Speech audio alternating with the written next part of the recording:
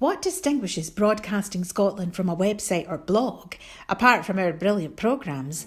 Hi there, I'm Gordon Ross. Are the costs we face to enable us to produce those programmes. These costs are significant and ongoing. However, our facilities are able to do so much more if only we had the staff. In the last year, some of our supporters have cancelled their subscriptions. In one way, we would prefer it if it was because they didn't like us, rather than it being because of the financial pressures which we are all under because of COVID. The really positive outcome of our fundraiser is that at a time of economic challenge in Scotland, we will use your donations to create jobs and in a small way contribute to improving the Scottish economy. If you want us to be Scotland's independent broadcaster, able to provide an alternative mainstream television platform, then please support us. Scotland is going to be an independent country. Just imagine what we could do if we had even 1% of the BBC Scotland channel's budget. Imagine. And then please consider turning your imagination into reality. Please support us if you can afford it.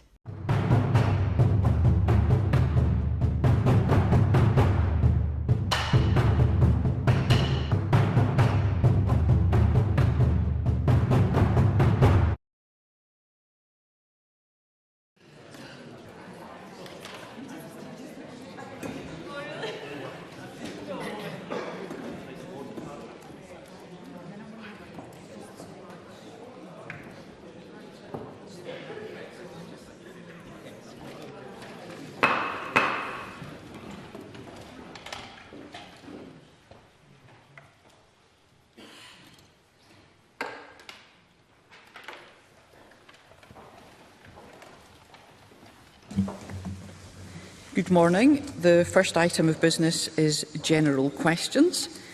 Question 1 has been withdrawn. Therefore, I call Jeremy Balfour at question 2. Thank you, Presiding Officer. To ask the Scottish Government what its position is on the right of disabled people to dedicated accessible spaces. Minister Kevin Stewart. Thank you, Presiding Officer. Our strategy, Fairer Scotland for Disabled People, sets out a commitment to places that are accessible to everyone, and we are working with disabled people's organisations to develop our new strategy, listening to what barriers disabled people face and finding solutions. We have made significant progress in advancing disability equality in many areas, including delivering 1,124 homes for disabled people. Additionally, under the Equality Act 2010, public authorities, businesses and organisations are responsible for making reasonable adjustments to meet disabled people's needs, and we expect all relevant organisations to comply with the requirements of the Act. Jeremy Balfour. Can I thank the Minister for his answer? Active travel measures and new pedestrian areas can sometimes make the built environment less accessible for disabled people if it leads to the removal of blue badge parking bays, unclear demarcation of cycle lanes and pavements, and more clutter and street furniture in pedestrian areas. Does the Minister agree with me that any alterations to our urban areas must ensure that it doesn't come at the expense of a disabled community, and that true progress can only be made if we don't leave anyone behind? Minister. Thank you very much, Presiding Officer, and I do agree with Mr Balfour. And our accessible travel framework is there to help ensure more disabled people make successful door-to-door journeys more often. We want to see disabled people more involved in the design, development and improvement of transport policies, services and infrastructure. And I know that in many places there is good practice with disabled people being involved in the design of new places and ensuring, as Mr Balfour highlighted, that there are the right amount of disabled parking spaces and that areas are truly accessible. And the Government will continue to listen to the voices of lived experience, disabled people themselves, in order to get that right as we move forward. Willie Rennie. There's a lot of work to be done in this area. I recently joined disability campaigner Robert West for a tour of St Andrews, and we went through thoroughfare after thoroughfare, overcrossing, without any drop curbs in many locations, even next to disability parking bays, there was no drop kerbs. So this is a quarter of a century after the introduction of the Disability Discrimination Act. So what practical steps, I've heard what you said so far, but what practical steps can we take so we can see progress within the next few years? Minister. Thank you, Presiding Officer, and plaudits to Mr Rennie for going out with his constituent to see exactly where the difficulties lie. I've done similar myself, particularly with a blind constituent, to see the difficulties that they face. I think that what we require is for local authorities to ensure that they are taking due cognizance of the needs of the disabled people in their area, and I would hope that Fife Council would listen to the likes of Mr Rennie's constituent in order that we get that right. And I think Mr Rennie points out a very good point around about the lack of accessibility around about disabled parking spaces. You know, when these are being designed and planned for, my expectation would be that local authorities, regional transport partnerships actually look at the whole area and not just the space themselves. Question number 3, Christine Grahame. Thank you, Presiding Officer. To ask the Scottish Government when it last met NHS Lothian and NHS Borders. Cabinet Secretary, Ministers and Scottish Government officials meet regularly with representatives of all health boards, including, of course, NHS Borders and Lothian. Indeed, I just met with the leadership of NHS Lothian on Monday. Christine Grahame.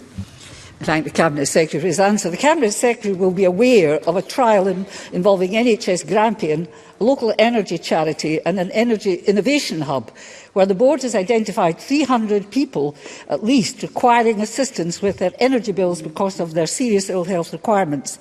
I have a constituent at home with life support equipment whose monthly bill will rise on 1st December from £347 to £624 and to over £1,000 next year. Does the Cabinet Secretary consider other health boards should follow NHS Grampian and consider such interventions? Cabinet Secretary. I do know about the important project, pilot project that Christine Grahame highlights in relation to NHS Grampian. I will make sure that that has been put on the radar of every single health board chair and chief executive, having spoken to our chair and chief executives about this issue. And I know it's been raised by parliamentarians right across the chamber. We know just how important any additional support can be during this very difficult cost crisis. NHS Lothian and Borders do advise me that they have arrangements in place to help with energy cost support with some patients, but I will make sure that the pilot that is referenced by Christine Grahame is put on their radar. Martin Whitfield. I'm very grateful, Presiding Officer. I'm glad the Cabinet Secretary met with NHS Lothian just on Monday, and he will have heard of the staffing challenges that are still keeping the Eddington Hospital closed. So, can the Cabinet Secretary say what specific help the Scottish Government have offered NHS Lothian with regard to their challenges with recruitment? Cabinet Secretary. Significant support has been given to all of our health boards, including NHS Lothian. A lot of our concentration with NHS Lothian has gone into the social care space. We know that delayed discharges are far too high, particularly in the city of Edinburgh, and therefore we've been working extensively hard, asking people like, he'll know Elma Murray, I'm sure, who's provided some additional support as well as national government support to both the health board and also to the Health and Social Care Partnership and indeed the City of Council, Edinburgh City Council. So we're working really intensively. There has initially, it looks like, been some positive movement in that regard in terms of the delayed discharges in Edinburgh City. We know if we can free up that capacity, that then of course helps to free up some of the workload and therefore hopefully in time will help to free up staff to be able to go back into other community assets such as the Eddington Hospital that he raises. Question number 4, Neil Bibby. To ask the Scottish Government when it last met COSLA and what issues were discussed. Minister Ben McPherson. The Scottish Government engages regularly with COSLA at both official and ministerial levels to discuss a wide range of issues as part of our shared commitment to working in partnership with local government to improve outcomes for the people and communities of Scotland. Other ministers have met with COSLA in recent days and weeks. I last met with COSLA on the 11th of October to discuss the child disability and adult disability payments, along with data sharing between Social Security Scotland and local government. I am also scheduled to meet with the presidential team in the coming weeks to discuss a wide range of issues, including the new deal for local government. Bibby. I thank the Minister for that answer. The failure to properly resource local councils has created protracted pay disputes all over the country, meaning refuge piling up on our streets and today school children being locked out of their classrooms. Our town halls are now facing even more tough decisions against a backdrop of rising costs, meaning cuts to public services in our communities. Does the Minister recognise that the Government's failure to provide any funding for pay settlements in the 21-22 local government settlement was the principal reason for the disputes this year? And will the Government commit to properly fund councils in West Scotland in 22-23 so that they can make a fair pay offer for their hard-working employees struggling with a cost of living crisis and ensure people have the services they deserve? Minister. The Scottish Government, as I mentioned in my first answer, works in partnership with local government as two spheres of government equally committed to collaboration and serving the people of Scotland. The outcome of the resource spending review earlier this year means that despite the very challenging circumstances, we have provided local government revenue budget in cash terms with an extra £100 million being added. The £120 million added at stage 2 of the 22-23 Scottish Budget Bill has also been baselined in the local government settlement for future years. Within the limited resources of the Scottish Government's budget and the nature of the powers and flexibilities that the Scottish Government has consistently been committed to providing local government with as fair a settlement as is practical and reasonable, as well as meeting all the other obligations that we have. And I would encourage Mr Bibby to engage with finance ministers in a spirit of collaboration, because the issues that are faced across the country require it. Miles Briggs. Thank you, Presiding Officer. The number of people who have died while homeless here in the capital has increased by nearly 150% over the last 4 years. Shelter Scotland have said the situation points towards public services failing people and a broken housing system. It is simply not acceptable, and Edinburgh City Council do not have the resources to deliver a solution. So, as a fellow Edinburgh MSP, can I ask the Minister a very simple question? Will he today now act and declare a homeless emergency here in the capital? Minister. I appreciate the wide-ranging nature of the question. Of course, Mr Briggs is obviously active in this space as a Lothian MSP. I'm aware as a constituency MSP of the pressures on the housing market and the housing capacity here in the capital city, as is my colleague, the Cabinet Secretary Shona Robinson. There is strong commitment in the Scottish Government towards building more affordable housing. Of course, over 112,000 affordable homes built since 2007 across the country. Action taken on short-term lets to increase the capacity in the city, which of course the Conservatives did not support. So an action on rents that were taken recently. So there is a multitude of action, including in trying to improve provision for homeless people in Scotland and a commitment to reduce homelessness, and we will continue with that work. And if Mr Briggs has any constructive suggestions, he should send them to the Cabinet Secretary. Question number 5, Oliver Mundell. Thank you, Presiding Officer. To ask the Scottish Government what urgent action it is taking to stabilise NHS dentistry services in Dumfries and Galloway. Minister Marie Todd. We understand that in certain remote and rural areas such as Dumfries and Galloway, NHS dental access remains challenging. The service concerns experienced by the Board are driven by workforce and capacity issues with enhanced immigration controls and EU labour following Brexit, as well as care backlogs from the pandemic exacerbating historical difficulties. We've already put in place additional recruitment and retention incentives to maximise the opportunities for newly qualified dentists to work in areas such as Dumfries and Galloway, and we continue to work with all health boards to deliver responsibility for NHS dental services in their area. It has to be said a record number of people are currently registered with an NHS dentist, covering more than 95% of the population, and across key treatments, NHS dental services are at comparable levels of activity to levels last seen before the pandemic restrictions were introduced. Oliver Mundell. Challenging, Minister. They're non-existent. Thornhill closed, Gretna closed, Castle Douglas closed. NHS dentistry is collapsing in the region. The Minister was warned this was the case on the 23rd of February during a Conservative-led debate in this Parliament. No meaningful additional action has taken place since. Does the Minister not feel even a tad of shame that in 2022, in SNP Scotland, your ability to see a dentist is based on your ability to pay? What will it take for this rotten government to end the decay? Minister. So let me be absolutely clear. Not one dental practice which was providing NHS dental services prior to the pandemic has closed due to financial failure. That's because of the level of support provided through the pandemic and in this post-pandemic recovery period, which totals over £150 million. Which we put in to maintain the capacity and capability of NHS dentistry. Officials are meeting with the board on a very regular basis and are in advanced discussion on how to maintain NHS capacity. For example, officials are exploring with the board the prospect of a comprehensive suite of Scottish Dental Access Initiative grants across those areas where NHS dental provision has recently been lost. Now, those grants offer £100,000 to establishing a new surgery with £25,000 per additional surgery. I must say, though, historically, Minister. This is an area where it has proven challenging for the board to attract suitable qualified dental professionals.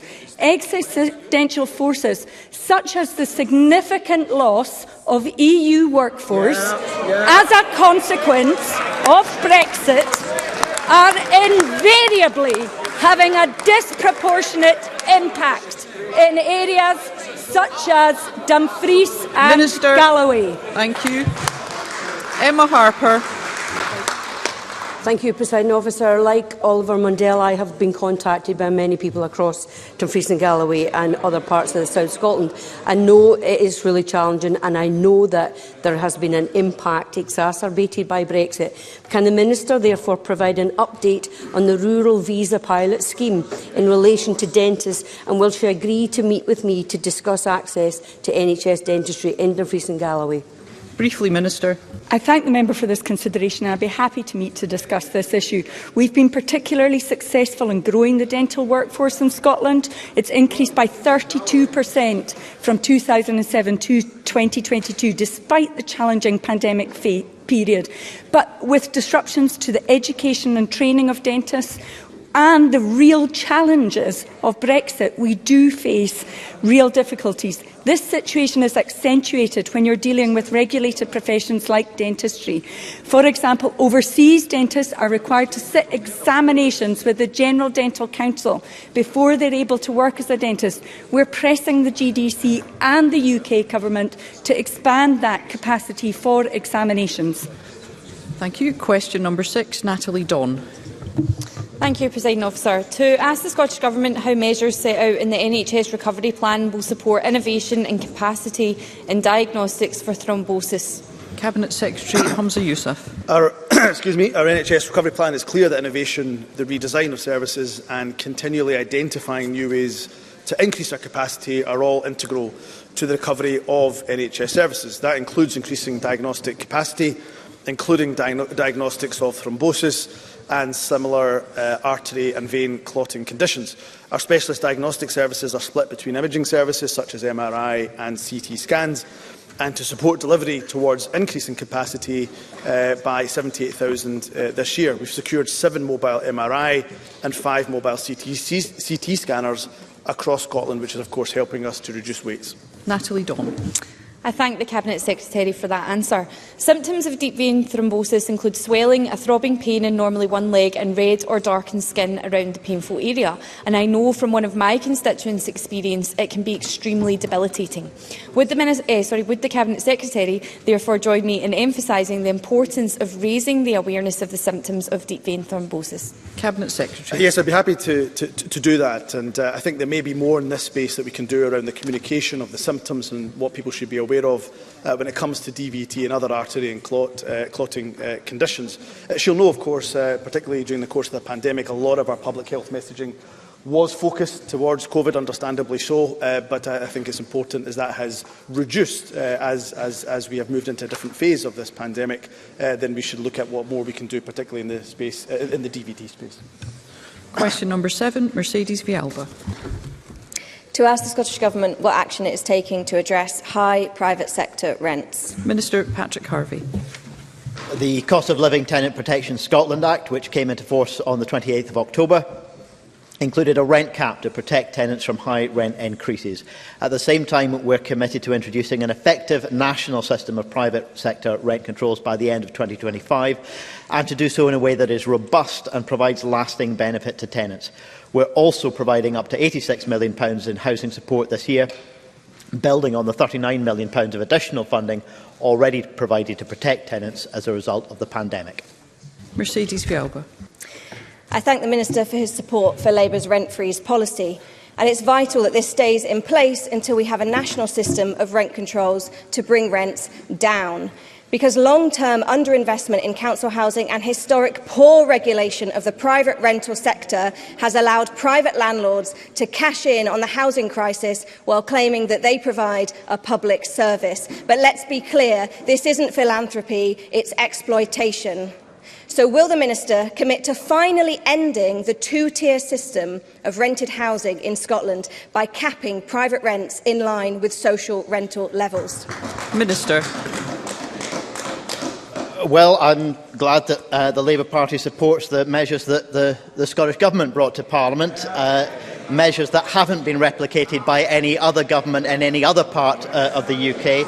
The member is well aware that emergency legislation must by definition be temporary. Its ongoing necessity reviewed to ensure that the provisions remain proportionate to the situation, and for that reason the measures will initially apply for a 6-month period, but the Act also includes powers to extend the measures for 2 further 6-month periods subject to parliamentary approval if circumstances show this to be necessary, and the Act also includes provisions to temporarily change the rent adjudication process if this is necessary to support the transition away from the emergency measures. Alongside the direct support that I mentioned in my first answer and the Scottish Government's strong track record on providing social housing, this Government has the best track record of any part of the UK in supporting tenants in these difficult times. Thank you. That concludes general questions. The next item of business is First Minister's questions, and at question number 1 I call Douglas Ross. Thank you very much, Presiding Officer. On Monday, minutes obtained by the BBC revealed that NHS leaders in Scotland had held secret talks about privatising parts of the NHS. They discussed a 2-tier health system where patients would have to pay for treatment and prescriptions. These plans are completely against the founding principles of our NHS. Now, the First Minister likes to scaremonger about NHS privatisation, but it seems like it's already on the table in the SNP-run health service here in Scotland. Now, the First Minister denies it, but can I ask her specifically, is she denying this conversation took place? Is she denying NHS chiefs discussed a 2-tiered system in Scotland's NHS, which apparently she finds funny? And is she saying the meetings... Is she saying... Mr Ross, let's just be clear from the outset that we are going to conduct ourselves in a courteous and respectful manner. We will hear one another when we are speaking, one at a time. Mr Ross. So the question to the First Minister on this important issue is she denying these conversations took place? Is she denying that NHS chiefs discussed a 2-tier system in Scotland's NHS? Or is she saying the minutes of this meeting are wrong? First Minister. Well, firstly, Presiding Officer, can I just say it is, what is the best word to describe it, bold for a Conservative to come here and talk about privatisation of the National Health Service. Thank you. The Conservatives, who have done more than any other party in these islands, and at times they've had stiff competition from Labour, but have done more than any other party in these islands to privatise the National Health Service.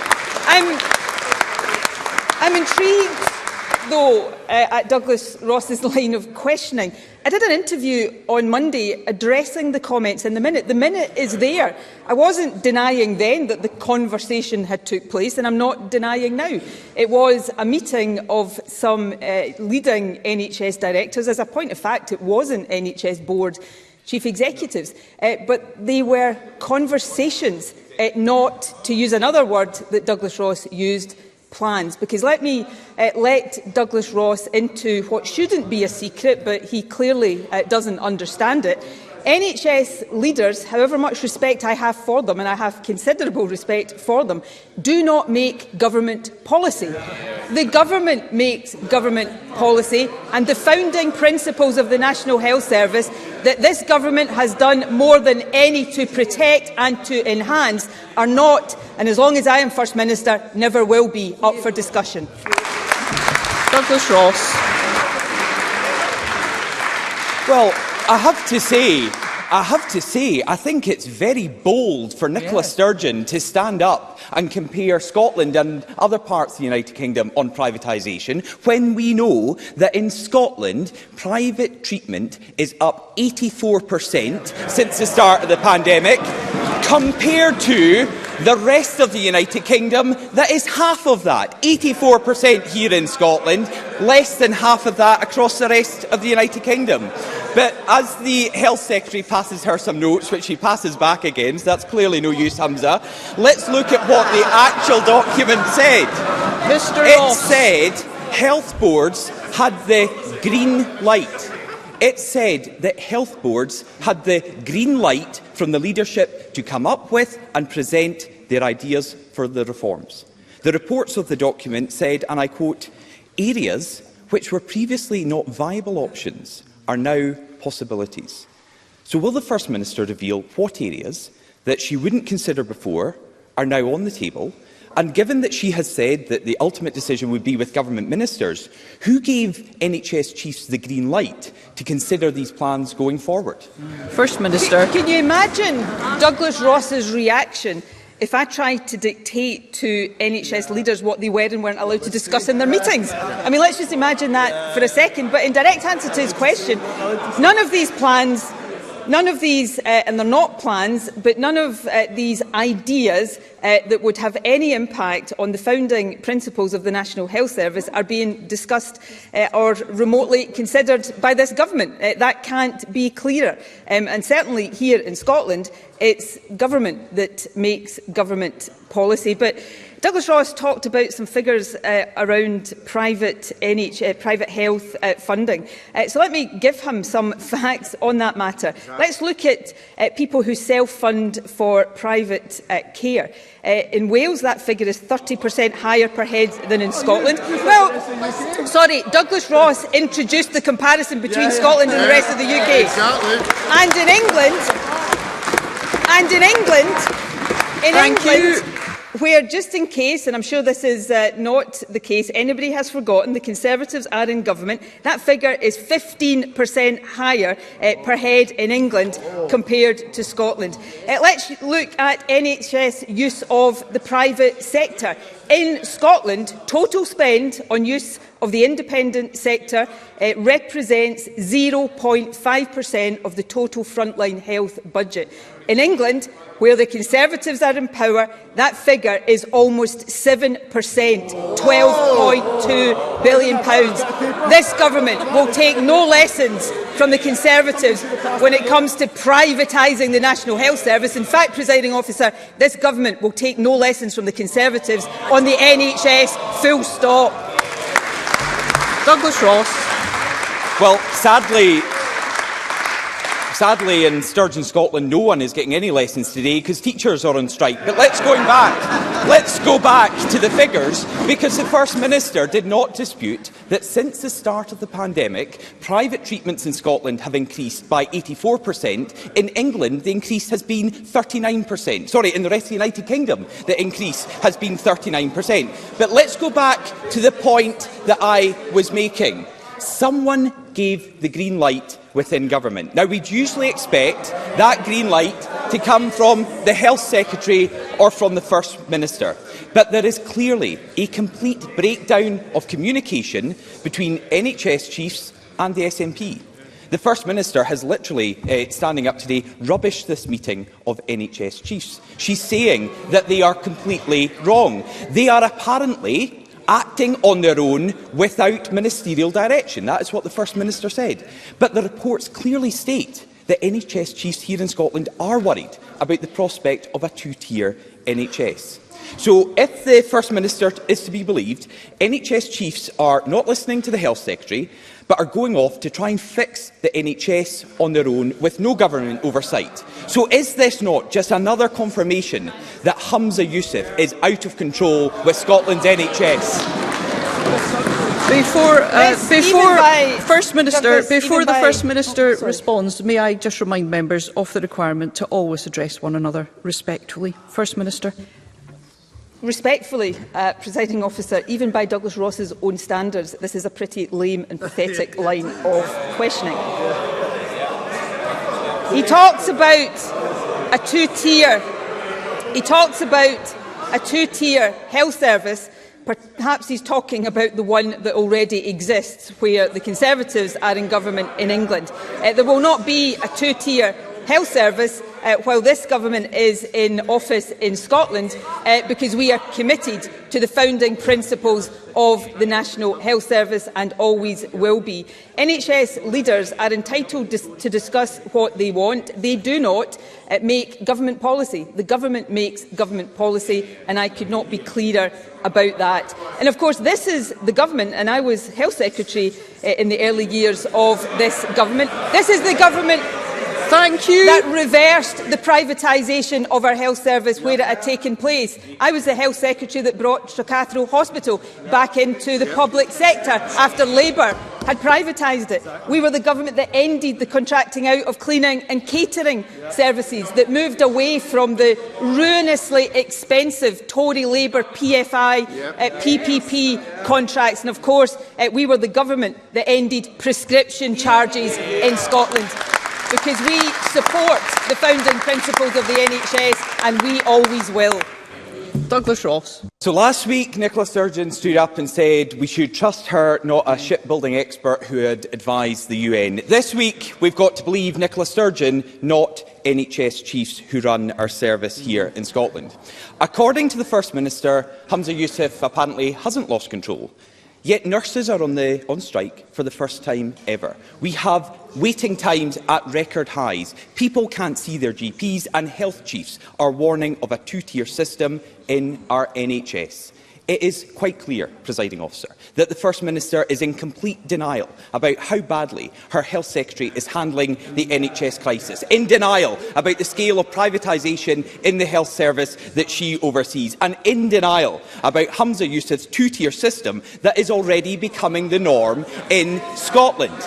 She has become so distracted, focusing on her own political priorities, that she no longer realises just how bad the situation has got here in Scotland. The minutes of this meeting of NHS chiefs claim there is a disconnect between what's happening on the front line and what the Health Secretary thinks is happening. They accuse Humza Yousaf of, and I quote their words, being divorced from reality. They're right, aren't they, First Minister? First Minister. No, they're not. Let me set out some facts about the National Health Service. There is higher funding for the National Health Service in Scotland than there is for England's Tory-run National Health Service. There is higher staffing per head of population in Scotland than there is in England. And of course, NHS Scotland, thanks to the dedication of every single worker who works in it, is better performing than the NHS in other parts of the UK. And this government will always work to protect the founding principles of the National Health Service, which is more than can be said, First Minister, I have to say. When the First Minister is responding to a question, can we ensure that we can only hear the First Minister's voice? Which is more than can be said for Douglas Ross, because he wants some reality. Let me give Douglas Ross some reality. Last year, there was an amendment passed in the House of Lords that would have explicitly protected the NHS and excluded it from trade deals that could undermine its founding principles. Tory MPs in the House of Commons voted to remove this protection. Guess who one of those Tory MPs was, Presiding Officer? Douglas Ross. Even when he gets the chance, he doesn't stand up for the principles of the National Health Service. This government always will. Question number 2, Anna Sarwar. Presiding Officer, on Monday the BBC revealed that the NHS crisis created by this government had got so bad that health leaders had discussed charging for treatment. In response, the Health Secretary said that was abhorrent.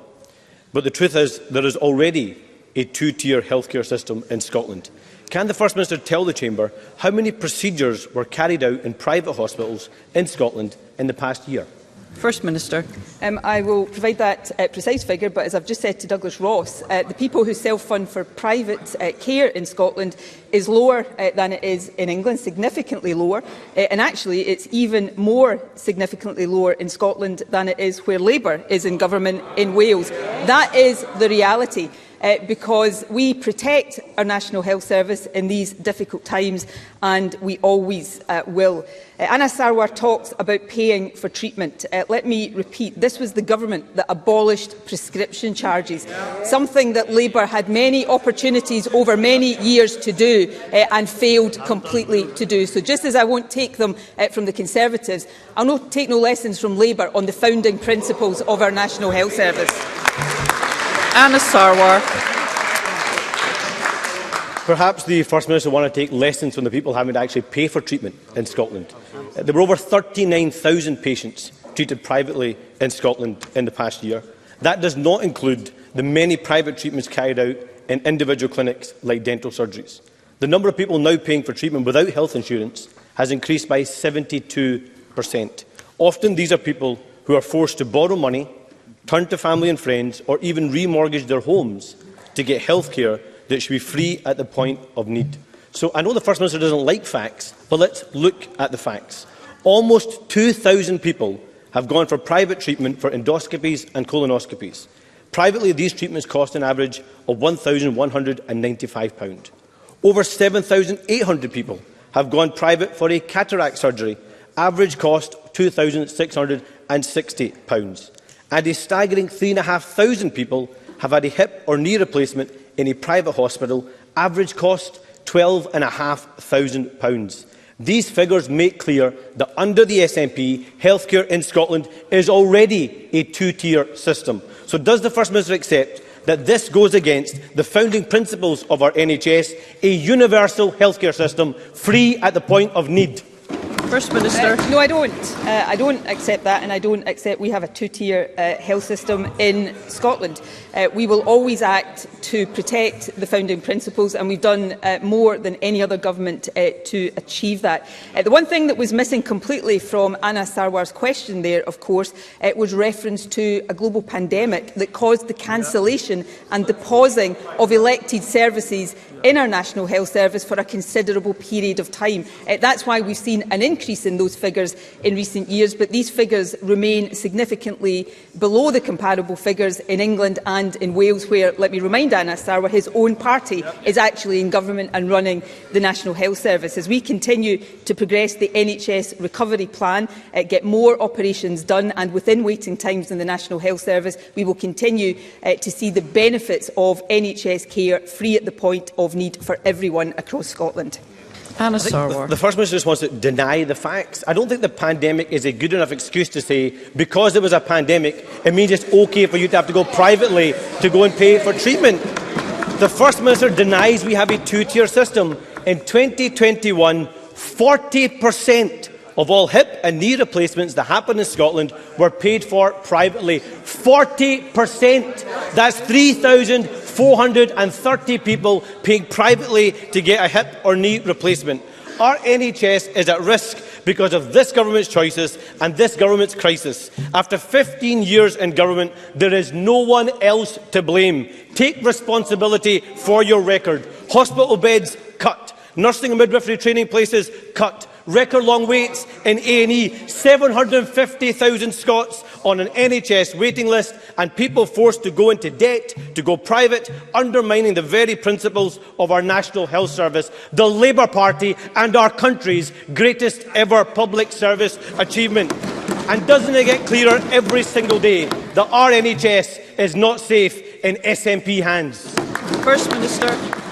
Well, we have record record numbers of people working in our National Health Service, significantly more than when this government took office, and significantly more proportionately than any other part of the UK, including where Labour is in government in Wales. And in terms of how we're responding, Anas Sarwar says the pandemic shouldn't be used as an excuse. I agree with that, but nor can it be ignored in terms of the impact on our National Health Service. So all of the figures he quotes, he takes no account of that impact of a global pandemic on our National Health Service. But what are we doing? We're building up the capacity of our NHS. So I referred in response to Douglas Ross to one of the things I did when I was Health Secretary, brought back into public ownership Stracathro Hospital, which had been privatised by the last Labour administration.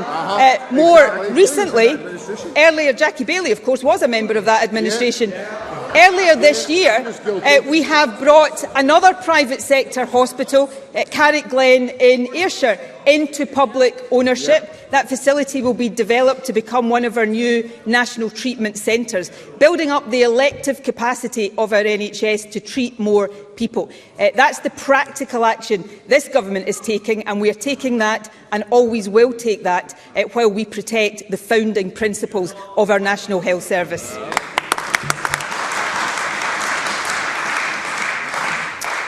I intend to take general and constituency supplementary questions after question 7. Members who have already pressed, please do not repress, but members who wish to put a question on questions 3 to 7, please do so at the appropriate point. And I call Tess White at question 3. Thank you, Presiding Officer. To ask the First Minister what assessment the Scottish Government has made of emergency response to flooding in the north east of Scotland in recent days. First Minister. First of all, Presiding Officer, can I say that my thoughts are with the family and friends of Hazel Nairn, who remains missing after the recent flooding, and I know there has been some distressing news on that this morning. The Scottish Government's Resilience Room was activated throughout the incident to support the local response. Transport Scotland also activated its multi-agency response team and Transport Scotland Resilience Room. We will now work with partners to reflect on the response and ensure that any lessons identified are taken on board and built into contingency planning and response arrangements for the future. As the clean-up continues, I want to take the opportunity to thank our emergency services and all local resilience partners, including the voluntary sector, for their ongoing work to ensure those communities most affected are kept safe and urgently get the support that they need. Tess White. Presiding Officer, I associate myself with those remarks from the First Minister. Please allow me to pay tribute to Hazel Nairn, who tragically went missing during Friday's adverse weather. As the search continues, my thoughts are with her family and the responders on the ground.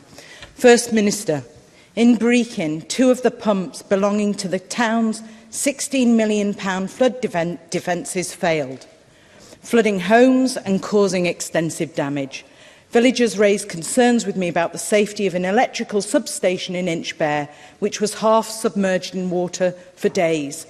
Communities rallied together over the weekend, but improvements do need to be made to the organisation of the emergency response to weather events like this. How will the Scottish Government work with local resilience partnerships to expedite this process and reassure people in my region that every possible step has been taken to protect them? Thank you. First Minister. Well, can I thank Tess White for raising these issues? They are extremely important issues to any community affected by severe weather incidents. In terms of Brechin, again, an important issue to raise.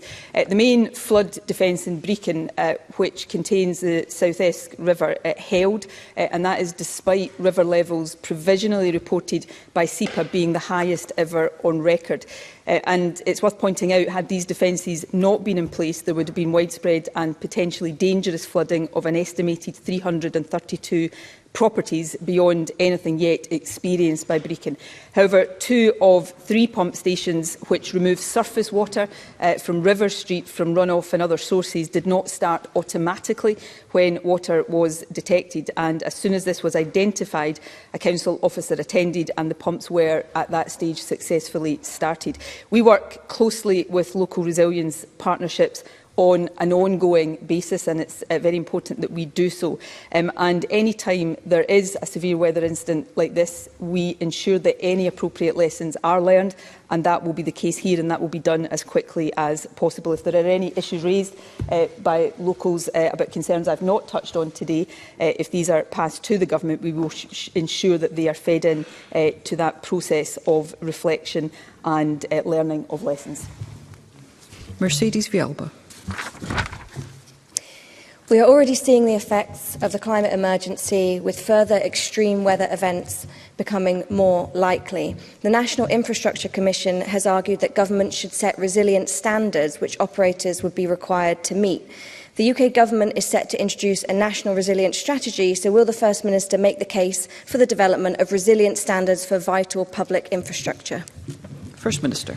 Yes, I'm very happy to look at it, and of course it's important that these principles are included in all the work the Scottish Government does as well. The member is right to raise the climate emergency, because these severe weather events, of course, are being caused by climate change. So it's really important that everything we do recognises that. The climate emergency, of course, is central to all of our infrastructure planning work, and it's important that we continue to develop it in that way. But I'll certainly take that particular proposal and ask the Minister concerned to write to the member with further detail about how we will liaise with the UK Government on it. Question number 4, Evelyn Tweed.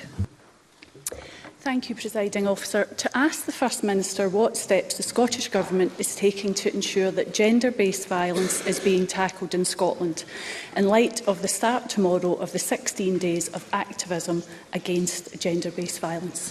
First Minister. Violence against women and girls is abhorrent. That is why Equally Safe, our strategy to address violence against women and girls, is so vital. We have already strengthened legislation, taken action to address the social drivers that perpetuate gender-based violence, and invested record levels of funding in frontline services and in supporting survivors. The Domestic Abuse Scotland Act criminalises coercive and controlling behaviour, and we've taken forward work to ensure those working in the public sector can confidently and sensitively work with those affected by violence against women and girls through Equally Safe in practice. The Delivering Equally Safe Fund provides £19 million this year to support over 120 projects that focus on early intervention, prevention, as well as on support services. Evelyn Tweed. I thank the First Minister for that answer. Research continues to show an enormous prevalence of gender-based violence in all areas of life. For example, the Trade Union Congress found that more than half of women in the workplace have experienced sexual harassment, but 80% of them did not report it. What is this government doing to ensure misogynistic abuse is taken seriously and survivors feel able to report it? First Minister. This is an extremely important issue. Baroness Helena Kennedy's report on misogyny and the Criminal Law, commissioned, of course, by this government and published earlier this year, made several recommendations to address gaps in the law that could be addressed by new criminal offences to tackle misogynistic behaviour. Some of these are, of course, controversial, and we're committed to consulting on proposals that would give effect to these recommendations in this parliamentary year. The TUC report underscores the importance of ensuring that victims of misogynistic behaviour do feel empowered to report with confidence that their concerns will be taken seriously by their employer, and where criminal activity is alleged, by the police as well. Pam Gossel. Thank you, Presiding Officer. This week, a United Nations expert on violence against women has condemned the SNP's gender recognition reforms. The United Nations claims that this bill could allow violent males to access women-only spaces, posing a risk to the safety for both women and trans women. The expert appealed to the Scottish Government to set aside more time to consider the bill's possible unintended consequences. Can I ask the First Minister, does she agree with this United Nations expert that this bill should be postponed so that these legitimate concerns about the women's safety can be addressed? First Minister. I believe that those who are responsible for violent attacks on women are those who perpetrate those attacks. And where that is, as is very, very often the case, violent men, it is violent men that we should be focusing on. They continue to pose the biggest risk to women, and I don't believe we should further stigmatise the trans community because of the actions of violent men. Violent men right now who want to access women-only spaces do not need a gender recognition certificate to do that. So let's focus on the problem, and when the problem is violent men, that is the one that we should focus on. In terms of the comments by the person from the UN, of course we will respond in full to that. I'm not sure the comments are quite as they were characterised in the question, but the Social Justice Secretary will respond in detail on the issues raised. Many of these issues have been discussed and addressed already by Parliament during stages 1 and 2 of the bill, and of course Parliament will have the opportunity to discuss the bill again at stage 3 of the legislative process shortly. Question number 5, Russell Finlay.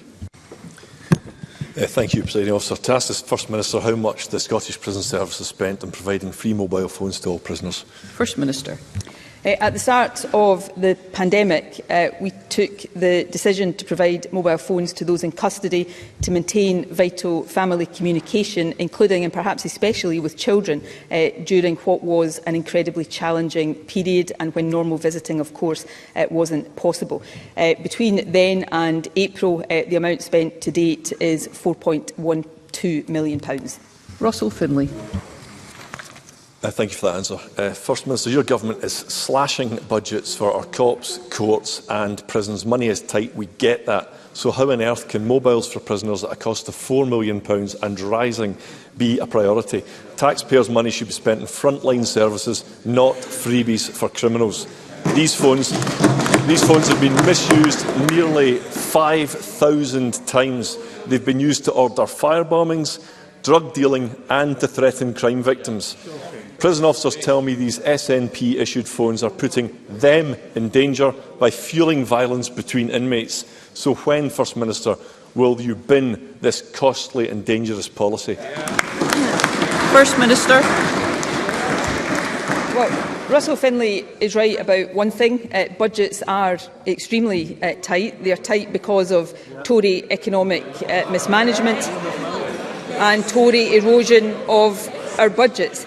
Coming to the issue at hand, prison is, yes, about punishment, but prison should also be about rehabilitation.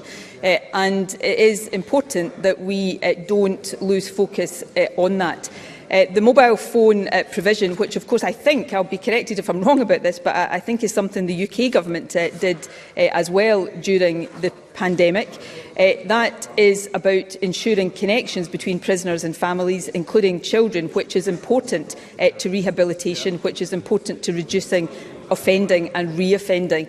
So we will continue to consider all of these issues carefully, but we will consider them in the context of a justice system that, yes, punishes criminals. That is extremely important, but one that also seeks to rehabilitate those who commit crimes and reduce re-offending, because that's in the overall interest of communities across the country. Question number 6, Stephanie Callaghan.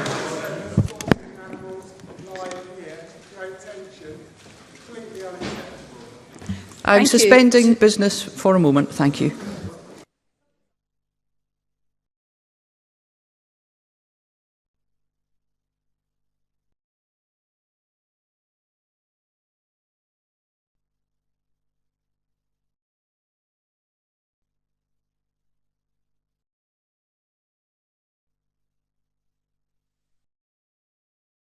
Okay, thank you. We will resume. And at question number 6, I call Stephanie Callaghan. Thank you. To ask the First Minister what the Scottish Government's response is to the Supreme Court decision regarding legislating on an independence referendum. First Minister. Well, while of course disappointed by it, I respect and accept the Supreme Court's judgment on the Lord Advocate's reference regarding the Scottish Parliament's powers to legislate for an independence referendum. However, Presiding Officer, the denial of democracy by Westminster parties demonstrates now beyond any doubt that the notion of the UK as a voluntary partnership of nations is not now, if it ever was, a reality. It remains open, of course, to the UK Government to respect democracy and to reach an agreement with the Scottish Government for a lawful, constitutional, democratic referendum. However, regardless of attempts by Westminster to block democracy, I will always work to ensure that Scotland's voice is heard and that the future of Scotland is always in Scotland's hands. Stephanie Callaghan. Thank you. Yesterday's ruling has profound implications for the UK and Scotland's democracy, particularly, as you mentioned, the notion of the UK being a voluntary partnership of nations. And if the UK Government wants to evidence this as a voluntary union, all they have to do is stop standing in the way of democracy, come to the table and reach an agreement over holding a legal referendum with the Scottish Government. Why does the First Minister think they are continuing to shy away from this? First Minister. Well, Unionist Westminster politicians want to silence Scotland's voice because they're scared of what Scotland might say. It is quite simple. Any politician who was confident of their case and confident of being able to persuade others of their case would not be trying to block democracy.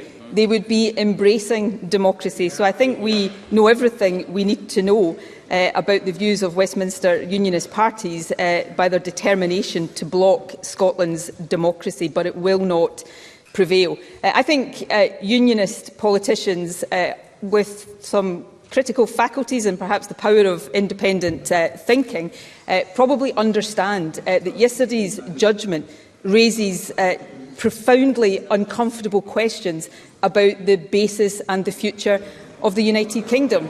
Any partnership in which one partner needs the consent of another to choose its own future is not voluntary and it's not even a partnership. Within the UK right now, it is the case that England could decide to become independent, but Scotland, Wales and Northern Ireland supposedly can't. That is not a partnership, that's not voluntary and that is not equal. But Scotland's voice will not be silenced. Scotland's future is up to the people of Scotland and that will always be the case. Jim Fairley. Thank you, Presiding Officer. First Minister, Douglas Ross keeps saying that no one on these benches is asked how you would stay in the Union. Well, the answer is simple. Win an election with that in the manifesto and you get to dictate the terms. So with that in mind, this Scottish Parliament has the biggest ever majority for an independence referendum in the history of devolution, but has been blocked from enacting that mandate. So can the First Minister inform the Parliament if she has had any indication from the UK Government as to how the people of Scotland can exercise their democratic right and have a choice in their future? First Minister.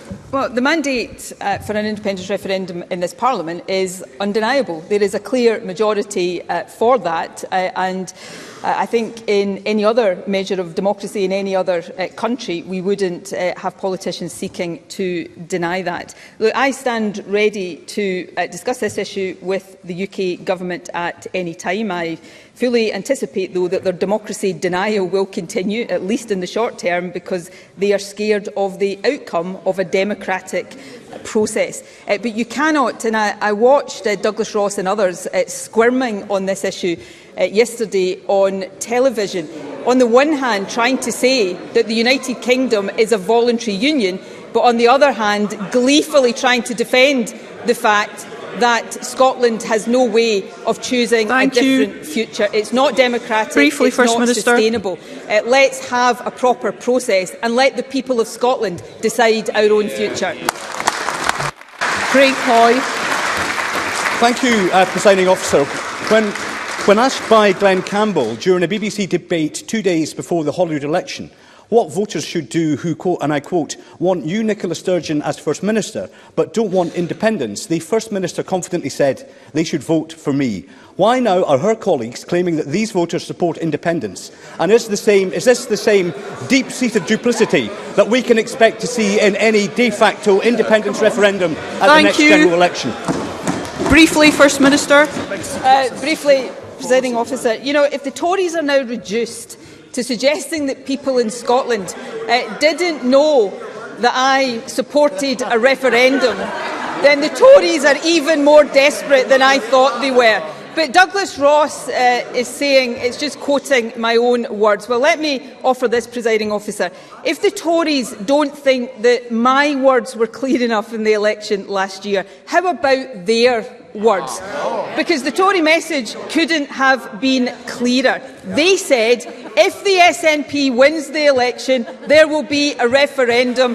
The only way to stop it is to vote Tory. That seems pretty clear to me, presiding officer. And guess what? The SNP won the election. It's time to have a referendum. Question number 7, Sarah Boyack.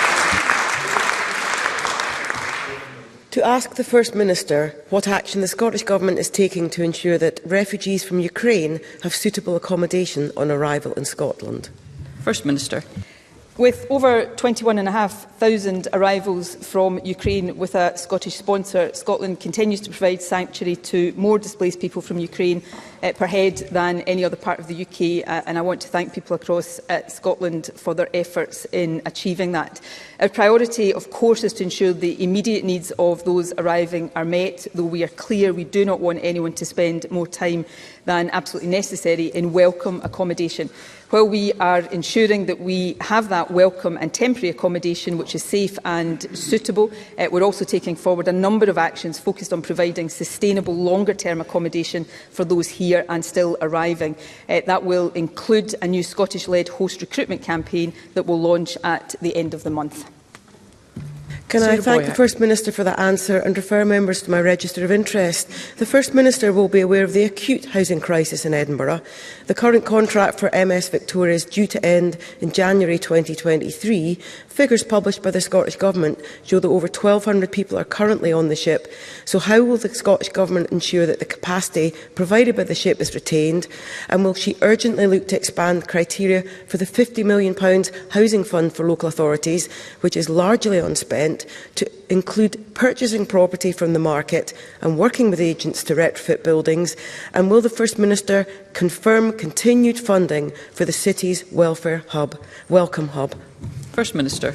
We will continue to provide support, yes. Look, these are very real issues, and Sarah Boyack is right to raise them. They are issues that all countries that have stepped up to help Ukrainians are facing right now. I was speaking with the Taoiseach at the British Irish Council just a couple of weeks ago. The Republic of Ireland are dealing with these issues too. I know the Welsh Government is as well, and indeed the UK Government in respect of England. It is right that we have welcomed as many Ukrainians as possible, and it is right now that we work through these challenges, and I know Neil Gray has been keeping members and Parliament as a whole updated. So the £50 million longer-term resettlement fund is important, and of course we will continue to look at the eligibility for that. That is helping us bring void properties back into use. We're also investing heavily, of course, in our wider affordable housing programme, and will continue to do that. And specifically in relation to those displaced from Ukraine, of course, we will continue to work with Edinburgh City Council and local authorities across Scotland to ensure that that support can continue. And let me take the opportunity to put on record my thanks to local councils who have done fantastic work on this. So these are not easy challenges for any government to navigate, but we have a moral obligation to do so, and we will continue to work hard to ensure that we are doing right by those from Ukraine who need our support and help and welcome. I call Colette Stevenson to be followed by Jamie Green. Thank you, Presiding Officer. As members know, as part of the UK, Scotland's budget is tied to the poor decisions made by the Tory government at Westminster. However, there is another strain on public finances in Scotland, namely the repayment of private finance initiative debts, designed by the Tories and rolled out by an enthusiastic Labour Party. Can the First Minister set out the current annual bill for Scotland's health service from Labour's decision to build hospitals, including Hare Myers in my East Kilbride constituency, using this reckless and costly scheme, as well as any impacts of the current cost crisis on these debts? Okay, just for clarity, this is general and constituency supplementaries, just for those who First Minister. Well, this question actually highlights one of the ironies of previous lines of questioning in this session of First Minister's questions. Since 2006-07, the cumulative bill to taxpayers for the cost of Tory Labour ruinously expensive PFI PPP contracts is £3.2 billion. That's £2 billion over and above the initial capital value of these projects, with costs increasing because of inflation. And right now, we are currently paying every year more than £250 million for these contracts commenced under previous administrations, and that does include, of course, Hairmyres Hospital. The record of this government, in line with our record of protecting the National Health Service, is one of unpicking Tory Labour PFI PPP contracts. I call Jamie Green, to be followed by Jackie Bailey. Thank you, Presiding Officer. Adrienne McCartney spoke to the Sunday Post last year and shared her harrowing story about how time after time the police and prosecutors let her down on a case of domestic abuse. The Sunday Post revealed last Sunday that sadly Adrienne has since passed away. Her solicitor said the following: "She should be here today, and the fact that she's not is an indictment of a system and how it addresses domestic abuse." First Minister, one leading academic believes that the statistic for those who are dying of domestic abuse could be 6 times higher than official statistics due to ill health and, of course, suicide. Given that we are putting such a focus on the elimination of violence against women this week in the Parliament, can I ask quite simply, why is the justice system currently in Scotland failing so many vulnerable women? And secondly, what legislation is the First Minister and her government proposing to bring forward to address these horrific crimes against women? First Minister. Well, firstly, can I take the opportunity to convey my deep, heartfelt sympathies to the family and friends of Adrienne. Obviously, police and prosecutors operate independently of government, so I won't go into details that would stray upon their independent roles. But what I will say, and I've said many times before, I don't believe Scotland, or any country for that matter, yet does enough when it comes to preventing and responding to domestic abuse. The justice system has got a very large part to play in all of that, but as I was reflecting earlier on today, we need to do more to tackle the behaviours that cause domestic abuse and prevent it in the first place. But we also have to, I know the Lord Advocate is a big advocate for and champion of this, the justice system has to respond better to support victims of domestic abuse as well, and I know this is a real priority for her. Now, I've already spoken, and this is wider obviously, but I've already spoken about the Helena Kennedy report on misogyny. We have proposals as well from Lady Dorian in terms of how the justice system deals with cases of sexual violence, sexual offences, and that will include domestic abuse.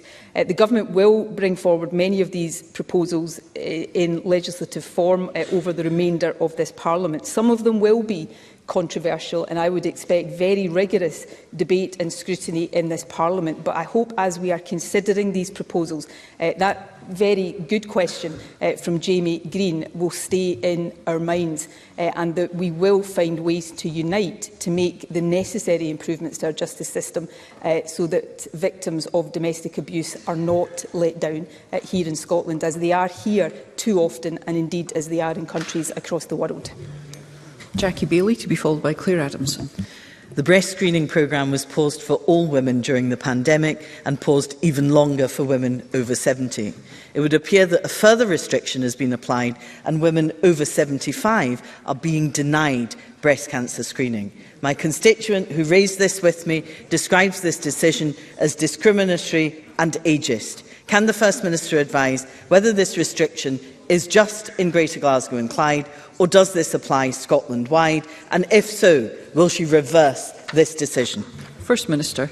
Well, I'll ask the Health Secretary to write to the member on the detail of that, because it's important that we make sure that is right. In terms of the restoration of the breast screening for the age groups for which breast screening is advised. That is already, of course, happened. In terms of the older age groups, which are on a self-referral basis, that has been done in a phased way. But I'll come back to Jackie Bailey via the Health Secretary on the detail of that. Can I say one thing finally, as somebody of course, who's responsible for all of the decisions that were taken during the pandemic. These decisions were not taken lightly. The pausing of the screening programmes, including the breast screening programme, was one that I know was agonised over by the then Chief Medical Officer and by others, of course, responsible for those decisions. So it's important that we get these right and that we prioritise those for whom breast screening is recommended, which is what has been done. But of course, as part of the overall recovery plan for the National Health Service, our priority is to get all services back to functioning as they were before the pandemic and as people have a right to expect. Claire Adamson, to be followed by Liam Kerr.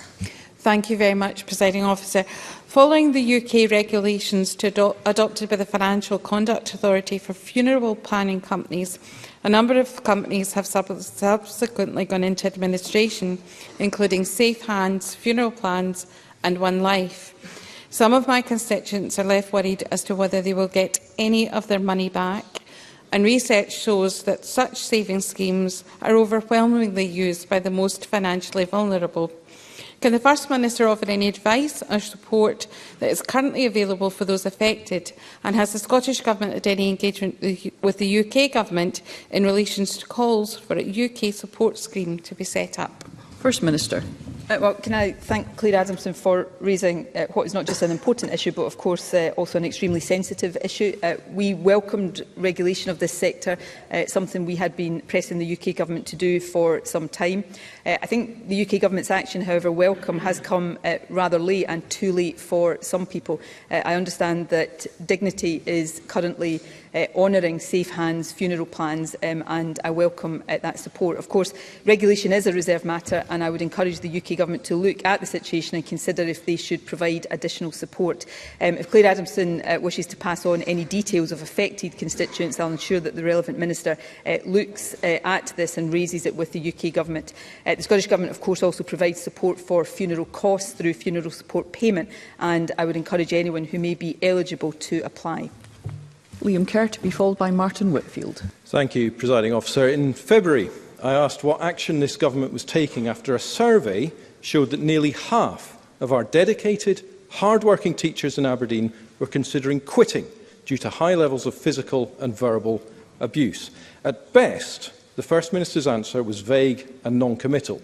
Now, yesterday evening, following physical and verbal violence at Northfield Academy in Aberdeen escalating, teachers at Northfield voted in favour of industrial action over concerns for the safety of staff.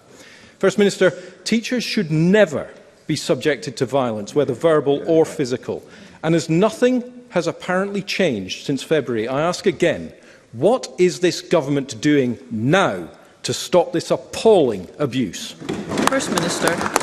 No teacher should ever experience abuse in the classroom, and I hope that is something that would unite us across this chamber. Of course, the employer of teachers are local authorities, and I would expect, and I know local authorities take this seriously, them to have support in place for teachers and to support the well-being of teachers. And I'm indeed meeting with the President of COSLA later today and will happily discuss what more the Scottish Government can do to support that. It is vitally important that we support teachers in a range of ways, and indeed other public sector workers and other workers generally who interact with the public to ensure that they are free from and safe from any abuse or attacks whatsoever. And Martin Whitfield. I'm very grateful, Presiding Officer. Following the First Minister's correction to the official report on net energy consumption, will the First Minister's new understanding of the facts cause the Scottish Government to reconsider its stance on all forms of net zero energy, for example, nuclear powers in the south of Scotland, which, as the First Minister can see, plays a vital role in energy security? First Minister. Well, my understanding of Scotland's energy potential is as it has always been. Scotland is blessed with vast renewable energy potential, and this Government will focus on not just talking that up instead of talking it down, like so many of the other parties in this chamber do, but we will focus on supporting the growth of renewable energy, offshore wind, onshore wind, hydrogen, green hydrogen energy. The fact of the matter is Scotland is one of the luckiest countries in the world when it comes to energy, and it's our job to maximise that potential. Thank you. That concludes First Minister's questions. There will be a brief suspension to enable people to leave the gallery and chamber quietly. Thank you.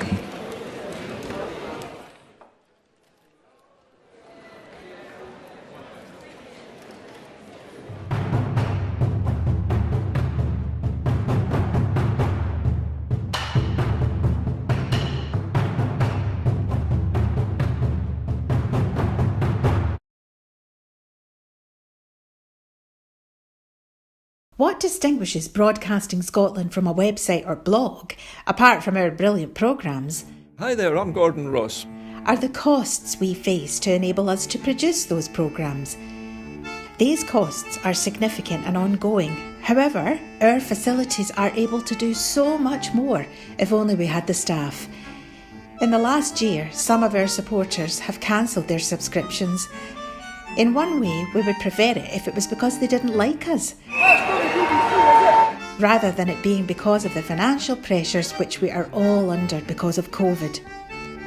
The really positive outcome of our fundraiser is that at a time of economic challenge in Scotland, we will use your donations to create jobs and in a small way contribute to improving the Scottish economy.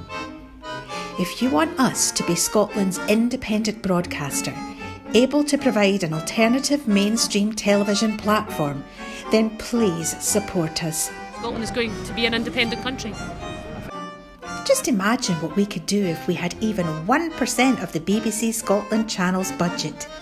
Imagine. And then please consider turning your imagination into reality.